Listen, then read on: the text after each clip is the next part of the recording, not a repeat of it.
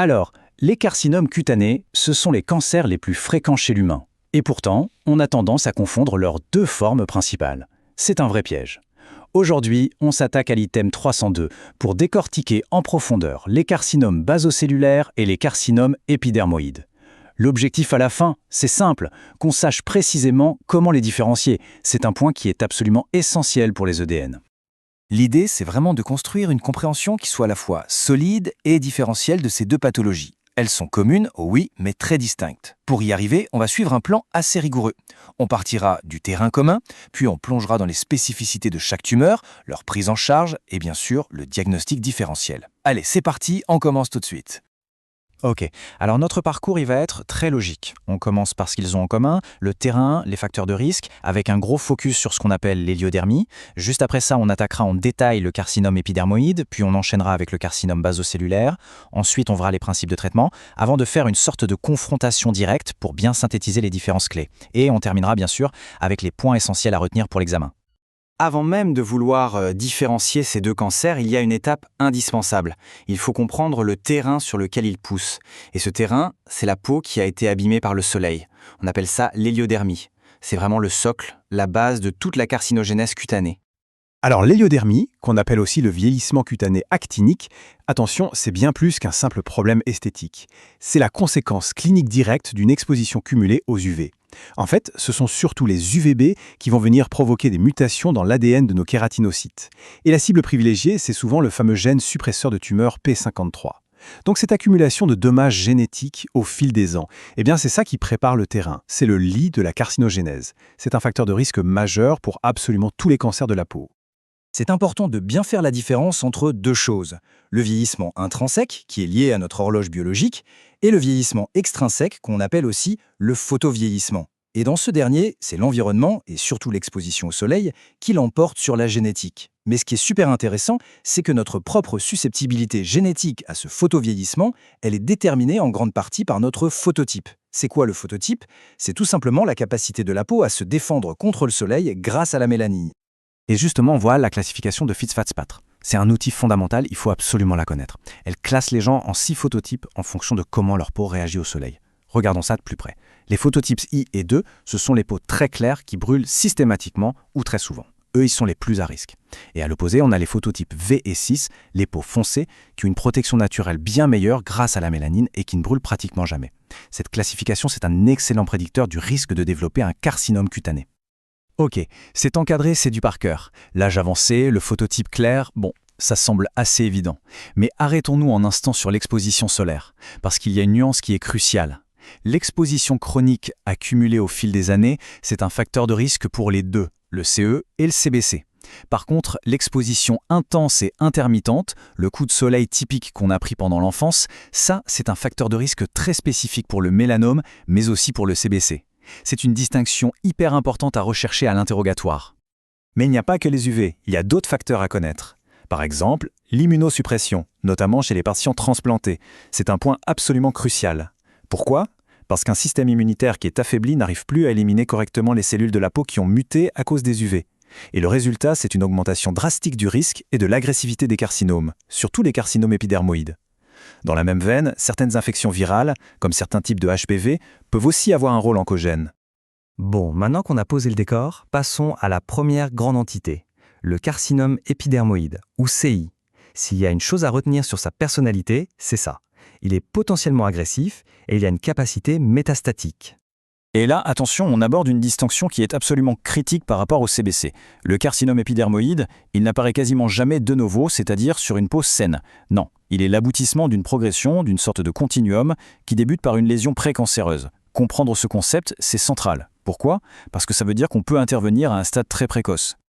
Justement, cette séquence illustre parfaitement l'histoire naturelle du CUE. C'est une séquence à connaître sur le bout des doigts. Tout commence souvent par un précurseur sur la peau, la kératose actinique. C'est cette petite lésion un peu rêche qui donne une sensation de papier de verre sur les zones exposées au soleil. Sur les muqueuses, son équivalent, c'est la leucoplasie. L'étape d'après, c'est le carcinome in situ, qu'on appelle aussi maladie de Bowen.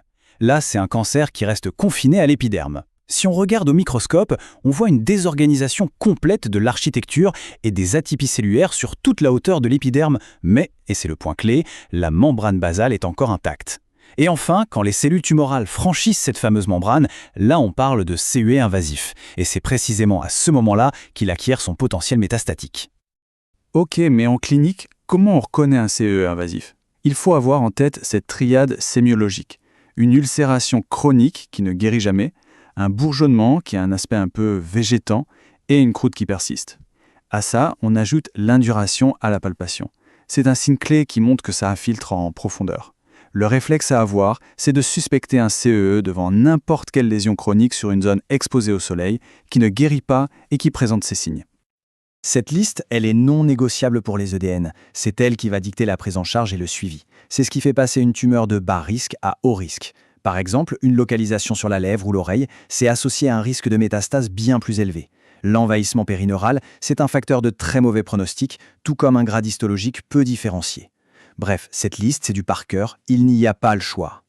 Et comme le carcinome épidermoïde aime bien les ganglions, on dit qu'il est lymphophile, la palpation des aires ganglionnaires régionales est une étape obligatoire. C'est systématique lors de l'examen clinique initial. C'est un réflexe clinique fondamental à avoir.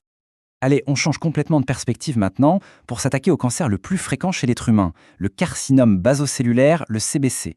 Sa personnalité est totalement différente. Il est lent, il est destructeur localement, mais son risque de métastase est exceptionnel. On peut même dire qu'il est quasi nul. Et voilà un point de différence fondamental avec le CE. Le CBC, lui, il apparaît de nouveau, c'est-à-dire directement sur une peau saine. Et il apparaît exclusivement sur la peau, jamais, au grand jamais, sur une muqueuse. C'est une règle absolue. S'il y a un seul signe clinique à retenir pour le CBC, c'est celui-là, la perle. Qu'est-ce que c'est? C'est une petite papule, arrondie, un peu rosée, translucide, ça ressemble vraiment à une petite perle qui serait posée sur la peau. Et souvent, on voit des petites télangiectasies qui la parcourent. C'est le signe quasi constant. Peu importe la forme clinique de la tumeur, qu'elle soit nodulaire ou autre, il faut chercher cet élément. C'est ce qui est pathognomonique du CBC. Classiquement, on distingue 3 formes principales. La plus courante, c'est le CBC nodulaire, une tumeur bien limitée, assez simple à voir. Ensuite, il y a le CBC superficiel.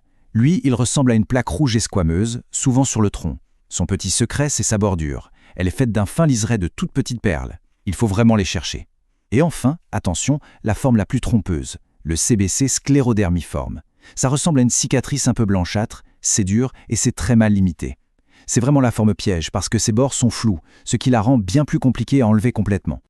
Même si le CBC ne fait quasiment jamais de métastase, ces facteurs de mauvais pronostic sont importants. Ils signalent un risque plus élevé de récidive locale et de destruction des tissus. Ici, le pronostic vital n'est pas engagé, mais c'est le pronostic fonctionnel et esthétique qui est en jeu. Clairement, une localisation sur la pointe du nez ou près d'un œil, une forme sclérodermiforme ou une tumeur qui a déjà récidivé, tout ça va nécessiter une prise en charge plus agressive, le plus souvent une chirurgie avec un contrôle très strict des marges. Bien. Maintenant qu'on a vu le diagnostic, passons au traitement. Comment tout ça s'articule? Pour les carcinomes localisés, qu'ils soient basocellulaires ou épidermoïdes, l'approche de base est assez similaire. La pierre angulaire du traitement curatif, c'est la chirurgie. Alors, voilà le parcours classique d'une prise en charge chirurgicale, qui reste le traitement de référence. Bien sûr, pour les cas plus complexes, une grosse tumeur ou une tumeur mal placée, une discussion en réunion de concertation pluridisciplinaire, la RCP, s'impose. Le traitement en lui-même, c'est l'exérèse. On enlève la tumeur, mais aussi une marge de sécurité de tissu sain tout autour. Ces marges, elles varient. On est plutôt sur 3 à 5 mm pour un CBC à bas risque, et ça peut monter de 5 à 10 mm pour un CU. La pièce est ensuite envoyée en anapathe pour vérifier que tout a bien été enlevé. Et si les marges sont envahies, c'est simple, une reprise chirurgicale est obligatoire. Mais que faire si la chirurgie est impossible ou si elle serait trop mutilante? Eh bien, il existe des alternatives. La radiothérapie, par exemple, peut être une option curative pour les patients inopérables. Pour les tumeurs qui sont vraiment très superficielles, comme un CBC superficiel ou une maladie de Bowen, on peut même utiliser des traitements locaux en crème, comme l'imiquimod, qui est un immunomodulateur. Et enfin, pour les maladies qui sont malheureusement avancées au métastatique, les thérapies systémiques ont complètement changé la donne. On pense aux inhibiteurs de la voie Hedgehog, comme le vismodegib pour les CBC avancés, et surtout à l'immunothérapie par anti-PD1 pour les CE métastatiques. Bien évidemment, chaque décision de ce type doit être validée en RCP. On arrive maintenant à la synthèse comparative. C'est vraiment le cœur de cette session. Maîtriser ces différences, c'est la clé du succès pour cet item à l'examen. C'est vraiment ici que l'approche dichotomique, le face-à-face, prend tout son sens. Ok, décortiquons ce tableau point par point. D'abord, les précurseurs. Il y en a pour le CE, il n'y en a pas pour le CBC. C'est la différence fondamentale. Deuxième point, la localisation. Le CE peut être sur la peau ou les muqueuses, le CBC, c'est exclusivement la peau. Cliniquement, le CE est plutôt ulcéro-bourgeonnant infiltré, alors que le CBC, son signe, c'est la perle. Et la conséquence de tout ça sur le bilan initial est énorme. Pour un CE, l'examen des ganglions est obligatoire et on peut même être amené à faire un bilan d'extension par imagerie s'il est à haut risque. Pour un CBC localisé, aucun bilan n'est nécessaire. Continuons avec l'évolution. Et là, c'est vraiment le point crucial. Le CE a un risque métastatique, d'abord vers les ganglions, puis vers les organes, ce qui change radicalement le pronostic. La menace du CBC, elle, est purement locale, destruction des tissus et récidive. Le traitement de base reste le même, la chirurgie, mais les marges d'exérèse seront adaptées au risque. Et le suivi? Dans son principe, il est similaire. C'est une surveillance clinique à vie pour les deux, parce qu'un patient qui a fait un carcinome cutané est à risque d'en faire un autre, ou même un mélanome.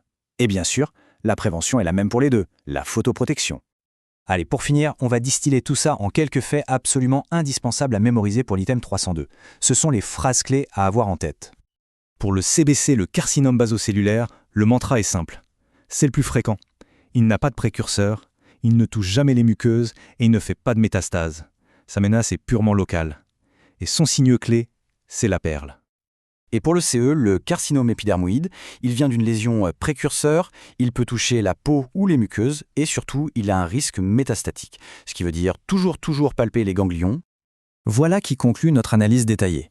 Pour vraiment ancrer les connaissances, une dernière réflexion. Après avoir posé le diagnostic, comment est-ce qu'on adapterait la stratégie de surveillance pour un CU à haut risque par rapport à un CBC à bas risque? Penser à ça, ça aide à solidifier toutes les implications pratiques de ce qu'on vient de voir, surtout pour le rythme et les modalités du suivi. Toute la réponse est dans la stratification du risque qu'on a détaillée ensemble.